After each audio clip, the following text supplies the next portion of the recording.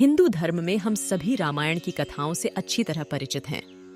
माता सीता, श्री राम और लक्ष्मण जी के वनवास काटने की कहानियां भी हम बचपन से सुनते आ रहे हैं।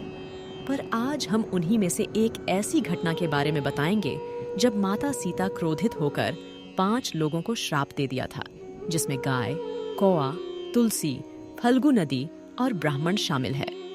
माता सीता, श्री राम और लक्ष्मण जी के वनवास काटने के दौरान राजा दशरथ जी की मृत्यु हो जाती है। उस दौरान उन सभी को अपने पिता के लिए पिंडदान करना था। पिंडदान हमेशा किसी पवित्र नदी के पास जाकर होता है। इस दौरान वह तीनों गया के फल्गु नदी के तट पर पहुंचे।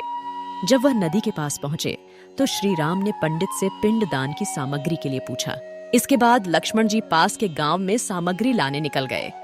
वक्त बीतता गया पर लक्ष्मण जी की कोई खोज खबर नहीं थी। तब श्री राम ने निर्णय लिया कि वह खुद उनकी तलाश करने जाएंगे। पूजा की शुभ मुहूर्त निकला जा रहा था। समय काफी बीतता गया पर वह दोनों की कोई खोज खबर नहीं थी। इस पर माता सीता ने निर्णय लिया कि उनके पास जो भी सामग्री मौजूद है उसी से वह पिंडदान करेंगी। विधिपूर्वक माता सीता ने पूजा समाप्त की। यह पूजा सफल हो गई और राजा दशरथ ने भी इसे स्वीकार कर लिया था। यह देख मां सीता प्रसन्न हुई और उन्होंने फल्गु नदी, कौआ, गाय, तुलसी, ब्राह्मण और वट वृक्ष को इस बात का साक्षी बनने को कहा। पर जब श्री राम और लक्ष्मण जी वापस लौट कर आए तो उन्होंने पूजा के वक्त हुई सारी कहानियों का जिक्र किया और उन सभी ने अनुरोध किया कि वह सच्चाई बताएं। पर श्री राम के क्रोध को देखकर किसी ने भी कुछ बताने की हिम्मत नहीं की। केवल वट वृक्ष ने सारी सच्चाई बताई।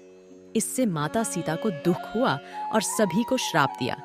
फल्गु नदी को उन्होंने श्राप दिया कि वह सिर्फ नाम की नदी होगी, उसमें कभी भी पानी नहीं होगा। आज भी यह सूखी पड़ रही है।